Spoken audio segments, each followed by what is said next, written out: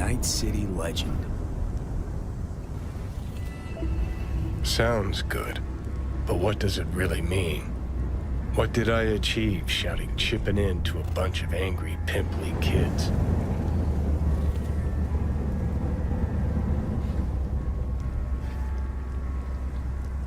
Just feeling sorry for yourself.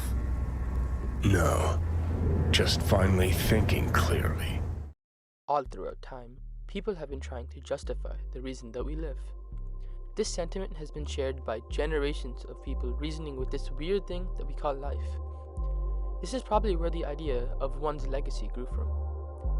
So, when I get confused, I go, as one does, back to the Holy Bible, that being the Merriam-Webster Dictionary.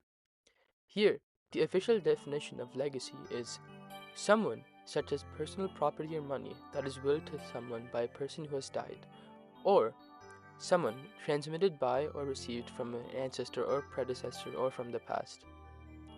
These definitions, minus like the secret third one about college apps that we all wish we had, make legacy sound really simple yet universal. You live, you die, you get remembered for what you've done.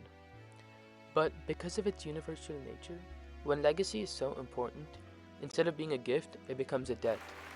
So what does it actually mean to create a legacy, and why do people push so hard for it?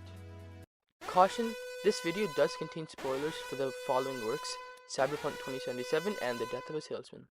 If you care about this, please go play or watch it first. I highly recommend it. Anyways, the game is set in Night City, a fictional bustling metropolis located on the Pacific coast, in the year, you'd never guess it, 2077. Crime, gangs, and killing are common. More importantly, corpos control everything that happens in the city, namely the megacorporation named Arasaka. Interestingly, Arasaka is the cause of most conflict in the game, not the blatant killing or gang presence. Night City is one that's run on reputation, not morality. You play as V, an average merc. This is where things get interesting. Now, I'm not going to explain the whole story behind the game, as it's again highly recommended to experience it for yourself. But the way Night City is crafted is important to note. Countless times throughout the game, we see the poor put down, while the rich, reputable corpos live like kings. The main plot begins when V and his mercenary friend, Jackie Wells, take on a job to steal some technology from Arasaka that contains the consciousness of an infamous terrorist from 50 years ago, Johnny Silverhand. Don't ask, future stuff. Soon, we find out that this technology is actually causing V to slowly become one with Johnny, as both of them lose their sense of selves. Here's the kicker. The pair only has like 6 months left to live.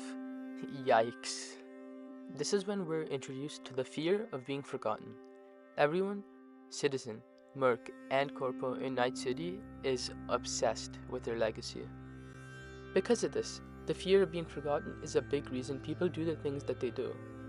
Being forgotten becomes almost a second death of sorts. Take my favorite character, Johnny, for example. His main motive for many of his actions is this fear. He wants permanence. It's the same thing with V. V's life being limited makes him question what he will leave behind.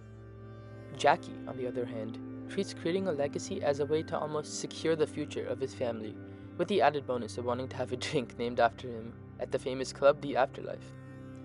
In A Leader's Legacy, there's another definition to how legacy was built through relationships, as said by Coazin Posner. I think this is what Jackie was after. In the book, they're talking about this idea through the lens of leaders and how people use this idea to better their leadership, but it's still relevant. This similar sentiment is also shared by the protagonist, Willie Loman, in The Death of a Salesman by Arthur Miller. Willie is an old salesman who seems way too obsessed with the idea of being a man who creates personal interest. Willie is afraid of dying as a nobody, even going as far as crediting his son's lack of real success to them being lazy bums, and treating it as proof that his life also had no impact. House, you finally own it. There's nobody to live in it. Well, life's a casting off, dear. It's always that way. No, some people accomplish something.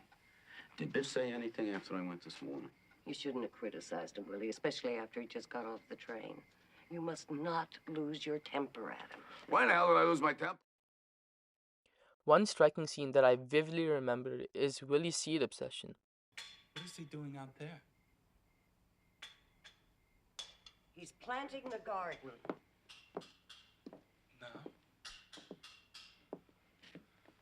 Oh my God. Never even let me carry the valises in the house and Simonizing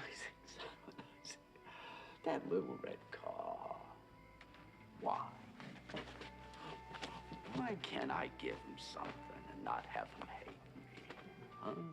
If you look really close beyond the words, this was not about gardening. I really felt this because after watching an old man literally go through an existential crisis, I think this is the moment that highlights his lack of having anything to show for his life. Willie uses seeds as a last-ditch effort to create something, literally anything, to remember him by. Now, while this may seem like a requirement to synthesize two very different stories and forms of media entirely, I promise there's a connection. I think the underlying truth we should all take away from this is how legacy becomes the way people in both universes answer the question of whether their lives even mattered in the end. While researching for this video, I came across a study by Lou Sherong and Arlen Mahler, referencing the way that society pushes people to create a legacy by playing on basic psychological needs for humans that are autonomy, competence, and relatedness. In the study, people are pushed when they feel that they have a choice, autonomy, over their actions, believe that they are capable of doing it, competence, and experience meaningful connections that help them on their journey, relatedness. Remember good old Jackie? He was pushed by these very factors through his family and V telling him it's possible to become a legend, and the general freedom people have in Night City. Our favorite salesman, Willie, has been pushed by these too. His whole life he believed that if he worked really hard and became likable, he could do it. Both stories generally tell the same lesson. Legacy has become the way that people justify the value of their lives. But also, I think there's a difference between real and fake legacies. A legacy built on the pressure of others, almost like a costume, doesn't compare to making a real impact in the end. Chasing it for yourself is not the same thing as how you left a mark on the people around you. In Cyberpunk, the game has a street credit system where you literally cannot buy certain cars until you've spent time killing people and doing side quests. While this may just be a video game gimmick, I think there's more to it. You become a number, a list of accomplishments, a resume, not a human. In The Death of a Salesman, we see Willie hallucinate a fictional life for himself, completely removing himself from his own future in a sense. I read something in a blog, and I think this statement brings everything together. Legacy is the imprint of your life's purpose. Society's version of a legacy is along the lines of popular salesman or max level street credit. And if there's one thing that I've learned from my experiences with these stories, both expose the true, flawed foundations behind that logic. People are driven by the void of being forgotten.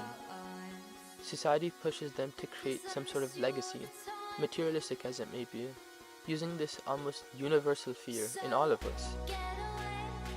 Because of this, creating a legacy becomes a coping method to deal with the short nature of human lives.